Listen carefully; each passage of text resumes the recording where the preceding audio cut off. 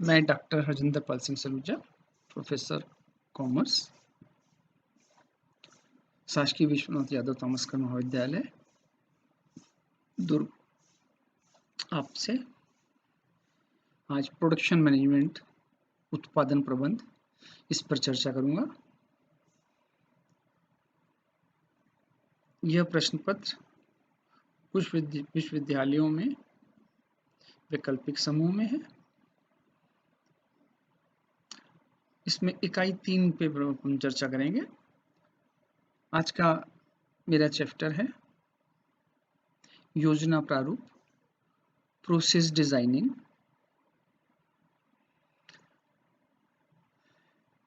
जब योजना प्रारूप की बात करते हैं तो ये वो एक कुंजी है जो किसी उत्पाद को, योजना को वास्तविक रूप में परिलक्षित करने कार्य करती है। ये कहें हम जो हमने कल्पना की है कि हमें क्या बनाना है, उसे मूर्त रूप कैसे प्रदान किया जाए, उस पर यहाँ पर चर्चा होती है, उसके बारे में यहाँ पर विचार किया जाता है। या इसको हम परिभाषा के रूप में बोलना चाहें तो योजना प्रारूप वह कुंजी है जो किसी उत्पाद योजना को वास्तविक रूप में परिलक्षित करने का कार्य करती है। इस कथन में यह बताने का प्रयास किया गया है कि योजना प्रारूप या प्रोसेस डिजाइन जो है एक ढांचा है, एक स्थिति है जो किसी उत्पाद की परिकल्पना को वास्तविक रूप में, भौतिक रूप में किस तरह से हम प्रस्तुत कर सकें, इसके चरणबद्ध कार्यों का ब्यौरा प्रदान करता है। ये चरणबद्ध कार्यों का एक दस्तावेज है। अन्य शब्दों में हम ये कह सकते हैं, योजना प्रारूप बताता है कि किसी उत्पाद के निर्माण में किस किस प्रकार की तकनीक का उपयोग किया जाएगा, उत्पादन की प्रक्रिया क्या होगी, इसके लिए किन किन संसाधनों की आवश्यकता होगी, संसाधन कहाँ से इकट्ठे किए जाएंगे, इन संसाधनों की हमारे उत्पादन में क्या उपयोगिता होगी, इसकी चर्चा होती है। या संक्षेप में ये कहें कि किसी उत्पाद को बनाने के लिए हम जहाँ कल्पना करते वहां से लेके वास्तव में उसके उत्पादन तक और ग्राहक तक पहुंचने की चर्चा होती है कि इसमें संसाधन कहाँ से इकट्ठे किए जाएंगे, कच्चा माल कहाँ से लाएगा, टेक्नोलॉजी कहाँ से क्या होगी, मशीनें कहाँ से आएंगी, किस टेक्नोलॉजी का उपयोग करेंगे, स्वचालित टेक्नोलॉजी होगी या अन्य तरीके की तकनीकी का उपयोग किया जाएगा, संसाधन का व्यवस्था कहाँ से होगी, जो हम उत्पाद बनाएंगे उसकी उपयोगिता क्या होगी, किन किन प्रक्रियाओं से होकर माल जो है कच्चे माल से निर्मित माल के रूप में परिवर्तित होगा और ग्राहकों की आवश्यकता के अनुरूप होगा। किसी भी नवीन उत्पाद की जब परिकल्पना की बात करते हैं तो हम उत्पादन नियोजन या उत्पाद प्रारूप से ज्ञात हो सकता है। नियोजन वास्तव में भविष्य में क्या करना है उसकी अभी से कल्पना करना है, अभी से उसके बारे में विचार करना है और उसको एक लिखित रूप में प्रस्तुत करना है। तो बिना नियोजन के या बिना उत्पादन प्रारूप के हम कार्य शुरू नहीं कर सकते और यदि कार्य प्रारंभ भी कर दिया जाए तो निश्चित सफलता की संभावनाएं बहुत कम हो जाती है। अन्य शब्दों में ये कह सकते हैं किसी नवीन उत्पाद की परिकल्पना उत्पादन नियोजन व उत्पाद प्रारूप से प्रारंभ होती है। इसके आगे हम नवीन उत्पाद में की क्या क्या उपयोगिता होंगी, किन किन कार्यों में या किन किन क्षेत्रों में वह प्रोडक्ट जो है हमारा उपयोगी होगा, कितनी मात्रा में हम उसका उत्पादन करेंगे, उसे किस तरह बनाया जाएगा, किस तरह से अर्जित किया जाएगा, इसकी जानकारी या इसका विवरण हमको योजना प्रारूप में ही मिलता है। या सरल शब्दों में या तकनीकी शब्दों में यह कहा जा सकता है कि योजना प्रारूप वो ढांचा है, वो दस्तावेज है, वो व्यवस्था है जो किसी नवीन उत्पाद की कल्पना को सार्थक रूप प्रदान करने के लिए हम पहले से ही सोचते हैं या पहले से उस पर चर्चा करते हैं और इसके अंतर्गत उत्पादन योजना की प्रत्येक प्रक्रिया, प्रत्येक गतिविधि, उनकी आवश्यकताओं की जानकारी दी जाती है और यह बताया जाता है कि किसी उत्पाद को प्राप्त करने के लिए भौतिक रूप से हमें किन-किन संसाधनों की आवश्यकता होगी या भौतिक रूप से इसे किस तरह प्राप्त किया जाएगा।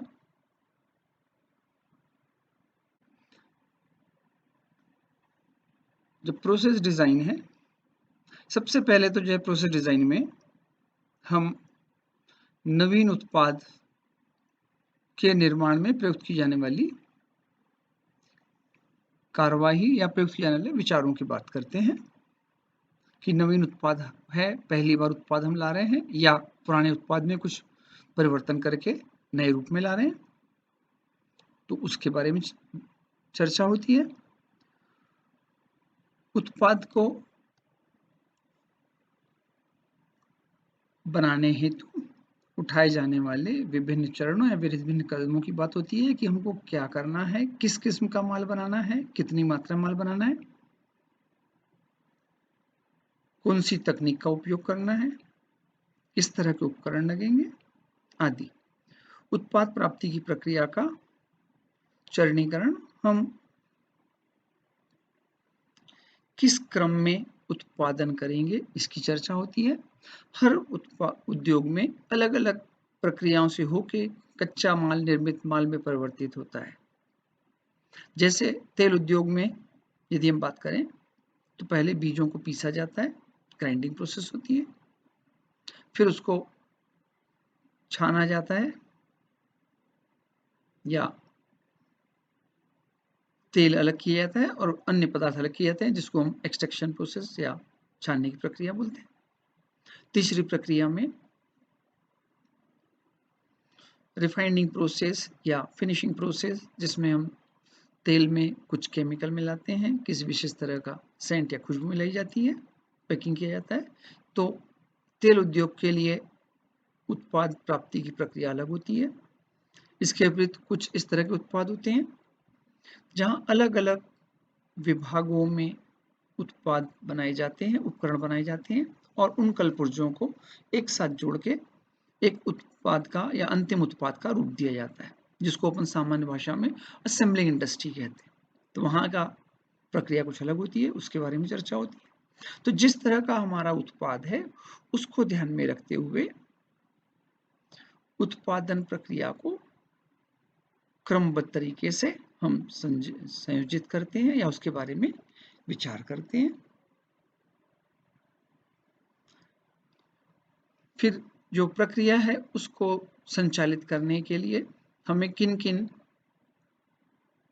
संसाधनों की आवश्यकताओं या उपकरणों की, मशीनों की, कच्चे माल की आवश्यकता होगी उसके बारे में विचार करते हैं कि वे कब ज़रूरत होंगे, कितनी मात्रा में आवश्यकता होगी, कहाँ से व्यवस्था होगी।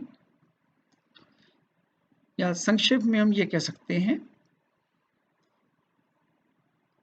कि प्रोसेस डिज़ाइन या उत्पाद प्रारूप किसी वस्तु के उत्पादन की कल्पना से लेके उसे बनाने तक और बनाने के बाद ग्राहकों तक पहुंचाने तक की प्रक्रिया को हम इसमें ब्यौरा तैयार करते हैं या इसके बारे में विचार करके इसे लिखित रूप में रखते हैं। अब योजना प्रारूप को प्रभावित करने वाले घटकों की चर्चा करते हैं। फैक्टर्स अफेक्टिंग प्रोसेस डिजाइन कि कौन-कौन से ऐसे तत्व हैं या कौन-कौन से ऐसे घटक हैं या कौन-कौन से ऐसे विषय हैं जो किसी योजना प्रारूप को प्रभावित करते हैं या हम जब विचार करते हैं तो जो हमारे कार्य को ये प्रभावित करते हैं। इनको अपन यदि संक्षेप में बोलें तो उत्पादन की मात्रा के बारे में चर्चा होती है, क्वांटिटी ऑफ प्रोडक्ट कितनी उत्पाद जो है बनाना है हमको, उत्पादन कितना करना है। क्वालिटी ऑफ प्रोडक्ट की बात करते हैं, उत्पाद की किस्म की बात करते हैं, किस किस्म का उत्पाद करना है, किन-किन उपकरणों की आवश्यकता होगी, आवश्यक उपकरणों की बात करते हैं। उत्पाद की मांग एक महत्वपूर्ण पक्ष है, कितना उत्पाद की मांग है इसके बारे में चर्चा होती है। फिर जो ऑटोमेशन है, स्वचालन है, उसमें हम किस स्तर का ऑटोमेशन करना चाह रहे हैं।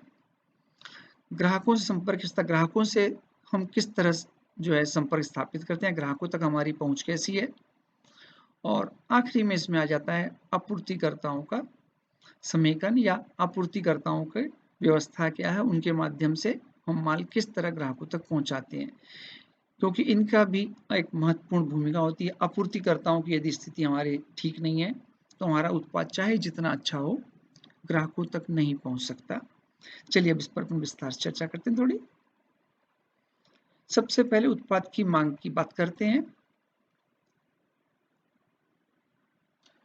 ये आवश्यक होता है कि विद्यमान या नवीन उत्पाद का उत्पादन करना है तो उसकी अपेक्षित मात्रा पर हम विचार करें, उसकी मात्रा को ध्यान रखें, क्योंकि इसके आधार पर ही हमको संसाधनों का संकलन करना होता है, प्रयोग निर्धारित करना होता है।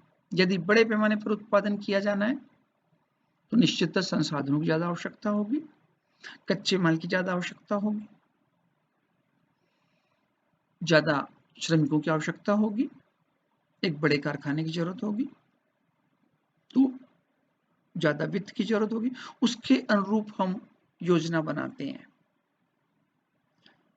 तो यदि उत्पादन की मात्रा बहुत बड़े पैमाने पर उत्पादन करना है तो हमको ज्यादा वित्त की व्यवस्था करना है। हम देखते हैं हमको वित्त कहाँ से आसानी से मिल सकता है जो कि हमारी परिस्थितियों के अनुकूल हो, उसकी लागत हमारी दृष्टि लिए मितव्ययी हो, जिस समय हमको वित्त की आवश्यकता उस समय उसकी व्यवस्था हो सके। जो कच्चे माल की आपूर्ति है उसकी हम ध्यान रखते हैं, जितना उत्पाद है उसकी मात्रा के अनुरूप हम बस कच्चे माल की आवश्यकता होती है। कच्चा माल किस किस्म का है या एक विशेष मौसम में मिलता है तो उसे संग्रहित करने की आवश्यकता है। लगातार उपलब्ध है तो हमें ज़्यादा संग्रहण की आवश्यकता नहीं होती है, किंतु हमको ये ध्यान रखना होता है कि सामान्यतः कितने दिनों में कच्चा माल हम तक आता है, तो उसके अनुरूप हम कच्चे माल की व्यवस्था को बनाए रखते हैं ताकि हमारा उत्पाद उससे प्रभावित नहीं हो। इसी तरह जो मशीनें हैं, उनमें लगने वाले उपकरण हैं, कलपुर्जे हैं, उनकी समय समय पर आवश्यकता होती है। तो बड़े पैमाने पर उत्पादन है, ज़्यादा मशीनें हैं, हैवी मशीनरीज हैं, तो उसके लिए हमको बीच में कलपुर्जों की हमको मेंटेनेंस की जरूरत होती है।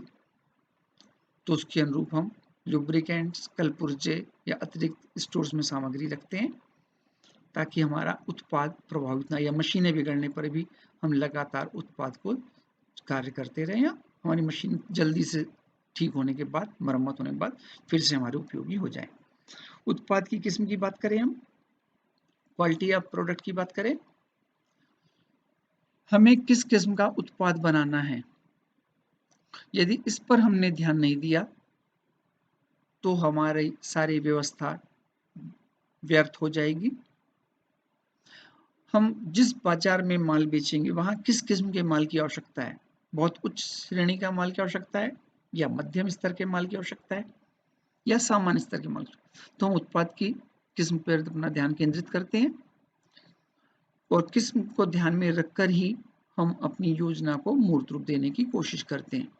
क्योंकि यदि किस्म को ध्यान नहीं किया तो या तो लागत ज्यादा होगी, तब माल का विक्रय समस्या है, किस्म अच्छी नहीं है, बाजार की आवश्यकताओं के अनुरूप नहीं है, तो उसको बेचना, विक्रय करना कष्टकर काम हो जाएगा। तो हम जब भी योजना प्रारूप बनाते हैं तो हम उत्पादन की किस्म को जरूर अपने सामने रखते हैं कि किस किस्म की जो है माल बनाना है, क्या लक्ष्य है हमारा, और उस किस्म को ध्यान में रखते हुए हम अपना आगे कार्य करते हैं। फिर आता है आवश्यक उपकरणों की उपलब्धता, availability of required tools and parts।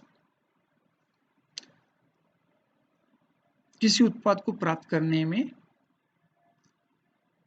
मशीनों का, उपकरणों का एक महत्वपूर्ण रोल होता है, महत्वपूर्ण भूमिका होती है। इनके बिना हम उत्पादन की कल्पना ही नहीं कर सकते। यदि मशीनें ठीक तरीके से हमने प्राप्त नहीं की हैं, उन्हें उनका विन्यास ठीक नहीं किया गया है, लगातार उसके कलपुर्जों की उपलब्धि नहीं है, तो ऐसी स्थिति में उत्पादन करने में बार बार समस्याओं का सामना करना पड़ सकता है। यदि मशीनें जो है लगातार चलनी है तो उसके लिए समय समय पर उनके मरम्मत की व्यवस्था होनी चाहिए, उसके लिए हमको व्यवस्था करना है। उस पे लुब्रिकेशन की आवश्यकता है ताकि मशीनों में जो है घिसावट कम से कम हो। यदि मशीनों में टूट-फूट होती है तो हमें उसके लिए कलपुर्जे उपलब्ध होने चाहिए और हमेशा उनकी उपलब्धता को बनाए रखना चाहिए। क्योंकि बहुत सी मशीनें इस तरह की होती हैं जिनके कलपुर्जों की संख्या बहुत अधिक होती है या कलपुर्जे आसानी से स्थानीय बाजार में उपलब्ध नहीं हो सकते।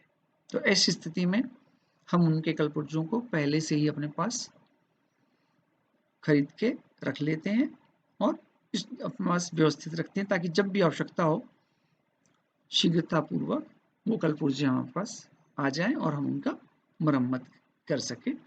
तो एक हम इसके लिए मरम्मत करने वाले दल की कल्पना करते हैं जो कि हमेशा हमारे पास उत्पादन की प्रक्रिया के दौरान हमेशा उपलब्ध रहे और मशीनों में या व्यवस्था में कोई भी कमी आए, परिवर्तन आए तो वे शीघ्रता से हमारी मशीनों को मरम्मत करें और उत्पादन लगातार होता रहे। उत्पाद की मांग की बात करते हैं, डिमांड ऑफ प्रोडक्ट की बात करते हैं। उत्पादन की सीमा का सीधा संबंध उत्पादन की मांग से होता है।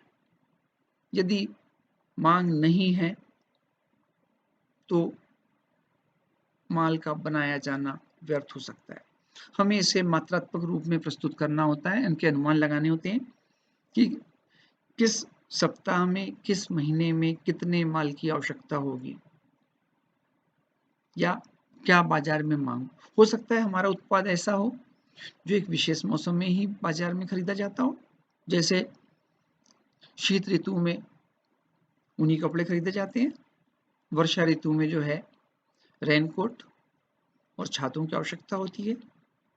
इस तरह ग्रीष्म ऋतु में जो है सूती वस्त्रों की आवश्यकता होती है या पेय पदार्थों की आवश्यकता होती है। तो हमारा जो उत्पाद है यदि वो किसी मौसम विशेष से प्रभावित होता है तो हमें अनुमान लगाना होता है कि उस मौसम में प्रत्येक माह में कितनी आवश्यकता होगी या हम उसको किस तरह से बनाकर संग्रहित करें ताकि समय पर उसकी आसानी से पूर्ति कर सकें और अपने माल को विक्रय कर सकें।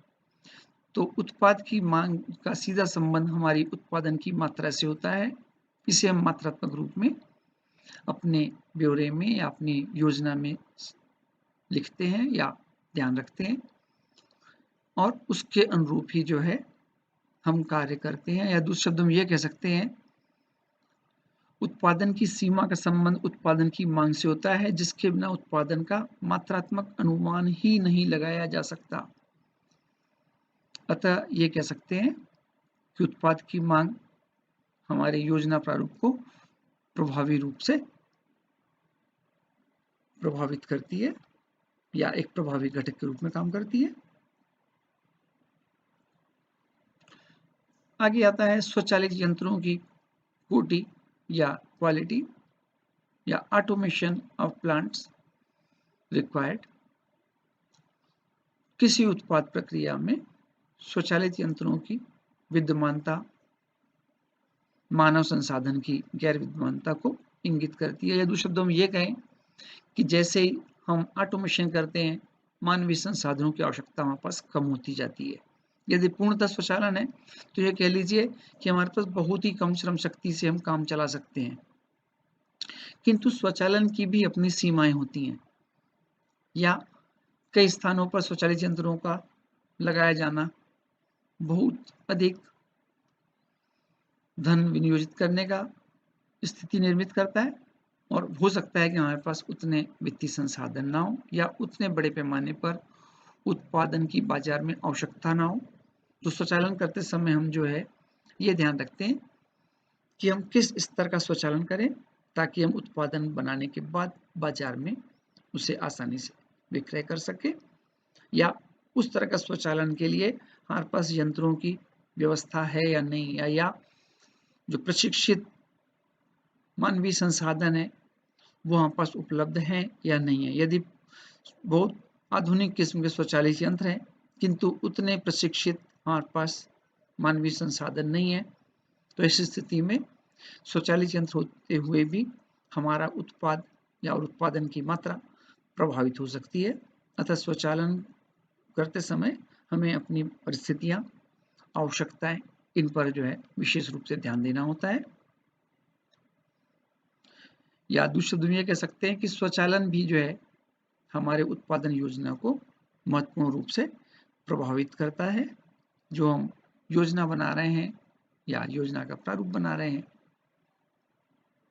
तो उसमें हम ये ध्यान रखते हैं कि किस स्तर का स्वचालन करना है, मानवीय संसाधन कैसे हैं, उनकी उपलब्धता कैसे है, उनको हम मानवीय संसाधनों को लगातार अपने पास बनाए रख सकते हैं, तो उसके लिए हमें क्या व्यवस्था करनी है। इन सबको जो है हम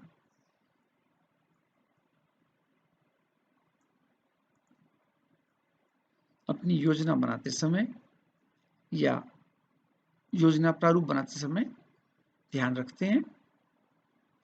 क्योंकि यदि योजना प्रारूप बनाते समय हमने स्वचालन की स्थिति का ध्यान नहीं रखा, मानवीय संसाधनों का ध्यान नहीं रखा, तो हमारा सारा कार्य अव्यवस्थित हो सकता है या हम असफलता की ओर बढ़ सकते हैं। फिर है ग्राहकों से संपर्क की अवस्था। ग्राहक हमारा जो है उसको संतुष्ट करना हमारा मुख्य लक्ष्य होता है। हम ग्राहक उन्मुखीकरण की व्यवस्था की बात करते हैं। यदि ग्राहक संतुष्ट नहीं हुआ तो हमारी सारा योजना प्रारूप असफल मान लिया जाएगा या उसके बनाने का कोई लाभ हमको नहीं मिलेगा। किसी भी उत्पाद की या उपक्रम की सफलता इस बात पर निर्भर करती है कि ग्राहक हमारे उत्पाद से या हमारी सेवा से कितना संतुष्ट है, या ग्राहक की संतुष्टि हमारा मुख्य लक्ष्य होता है। क्योंकि ग्राहक की यदि संतुष्टि है तो हमारा जो उत्पाद है लगातार बाजार में बिकता रहेगा, ग्राहक उसे खरीदते रहेंगे और वो काम चलता रहेगा। किंतु यदि ग्राहक संतुष्ट नहीं है या उनकी आवश्यकताओं के अनुरूप हमारा उत्पाद नहीं हो पा रहा है, उनकी आवश्यकताओं के अनुरूप हमारे उच्च किस्म का या निर्धारित किस्म का माल उन्हें नहीं दे पा रहे हैं, या मूल्य की दृष्टि से ग्राहकों को यह लगता है कि हमारे उत्पाद का मूल्य ज़्यादा है या मूल्य की तुलना में उपयोगिता कम है, तो हमारी सारी व्यवस्था, सारा योजना प्रारूप बेकार हो सकता है। इसलिए किसी उत्पाद या उपक्रम की सफलता उसकी किस्म की सेवा के साथ साथ ग्राहक उत्पाद संपर्क से भी प्रभावित होती है। अतः योजना प्रारूप को बनाते समय किसी भी उपक्रम की ग्राहकोन्मुख पहुंच भी एक महत्वपूर्ण या आवश्यक तत्व होता है, क्योंकि बगैर ग्राहक के हम विकास की सफलता की कल्पना नहीं कर सकते।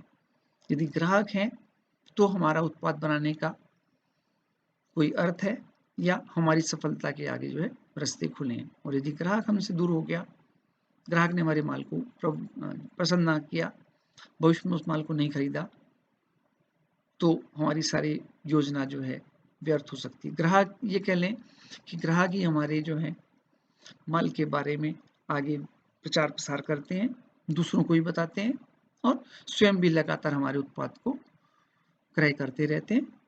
तो इसलिए ग्राहक जो है उसे संतुष्ट करना हमारा एक मुख्य लक्ष्य होता है।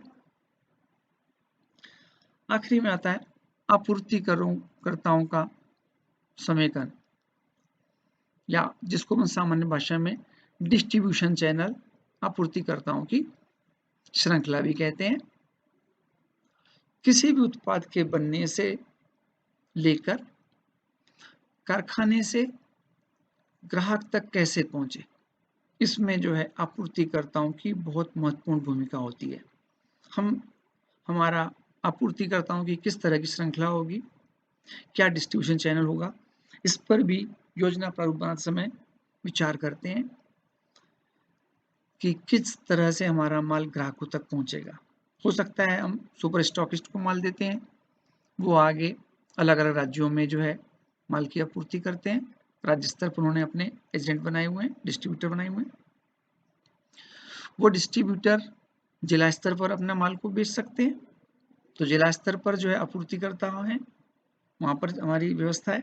और जिले से अलग अलग क्षेत्र में, छोटे छोटे गांवों में किस तरह से माल पहुंचता है, इसकी चर्चा हो सकती है। तो एक तो इस तरह का चयन हो सकता है कि हम जो है सुपर स्टॉकिस्ट को माल दे रहे हैं, वहां से राज्य स्तर पर माल जा रहा है, राज्य स्तर से जिला स्तर पर, जिला स्तर से छोटे छोटे दुकानों तक या फुटकर व्यापारियों तक माल जा रहा है। दूसरा चैनल ये हो सकता है कि हम सीधे ही राज्य स्तर पर जो है आपूर्तिकर्ताओं को माल दे रहे हैं और वो आगे जिला स्तर पर और वहां से ग्राहकों तक। या आजकल इस युग में जब संचार के आधुनिक साधन हो गए हैं, यातायात के आधुनिक साधन हो गए हैं, सीधे उत्पाद को हम अपने कारखाने से, अपने गोदाम से ग्राहक तक भेजने की भी व्यवस्था कर सकते हैं। तो हमारा किस तरह का आपूर्ति का व्यवस्था होगी, इसकी चर्चा हम अपनी योजना प्रारूप में करते हैं, या जब प्रारूप बनाते हैं, डिजाइन करते हैं, प्रोसेस डिजाइन करते हैं, तो इसकी चर्चा करते हैं। या ये कहें हम किसी भी उत्पाद की बाजार में विद्यमानता उसकी सुगम व सुनियोजित आपूर्ति पर निर्भर करती है। हम हमेशा इसका ध्यान रखें कि जो हमारा उत्पाद है वो सरलता से समय पर ग्राहकों तक पहुंचता रहे, या इसके लिए हमारे पास योजना होनी चाहिए ताकि हम माल लगातार ग्राहकों तक पहुंचते रहे। और इस व्यवस्था को बनाए रखने के लिए आपूर्तिकर्ताओं और उनकी कड़ी को जो है एकीकृत किया जाना अति आवश्यक है। यदि यह कड़ी ठीक से काम नहीं कर रही है, आपूर्तिकर्ताओं की जो श्रृंखला है वो ठीक से काम नहीं कर रही है, तो हमारा उत्पाद चाहे जितना अच्छा हो, मूल्य की दृष्टि से उचित मूल्य पर मूल्यांकित किया गया हो, फिर भी वो ग्राहकों तक नहीं पहुंच पाएगा या नहीं पहुंच पा रहा है, तो हमारी सारी योजना या जो अब तक हम कार्य कर रहे थे वो सब व्यर्थ हो सकता है। इसलिए जरूरी है कि आपूर्तिकर्ताओं की जो है उनकी चयन, उनकी व्यवस्था, इस बात को ध्यान में रखें कि लगातार सरलता से माल हमारा बाजार तक पहुंचता रहे, ग्राहकों के हाथ तक पहुंचता रहे। या संक्षेप में ये कह सकते हैं कि आपूर्तिकर्ताओं का चयन, उनका एकीकरण, यह भी हमारी सफलता के लिए या योजना के लिए एक महत्वपूर्ण तत्व है। संक्षेप में हम ये कह सकते हैं कि योजना प्रारूप को प्रभावित करने वाले सभी घटक, चाहे उत्पाद की मात्रा हो, क्वांटिटी ऑफ प्रोडक्ट हो, उत्पाद की किस्म हो, क्वालिटी ऑफ प्रोडक्ट हो, availability of tools and machinery, आवश्यक उपकरणों की उपलब्धता, उत्पाद की मांग, डिमांड ऑफ प्रोडक्ट, स्वचालित यंत्रों की स्थिति, ऑटोमेशन, ग्राहकों संपर्क व्यवस्था, रिलेशंस विद कस्टमर, आपूर्तिकर्ताओं का समीकरण, इंटीग्रेशन ऑफ या डिस्ट्रीब्यूशन चैनल या integration of distributors and suppliers. इन सब का एक योजना बनाने में, एक योजना प्रारूप बनाने में अपना महत्वपूर्ण योगदान होता है। पर सभी तत्वों का, सभी घटकों का हमको हमेशा हर स्तर पर ध्यान रखना चाहिए। थैंक यू, धन्यवाद।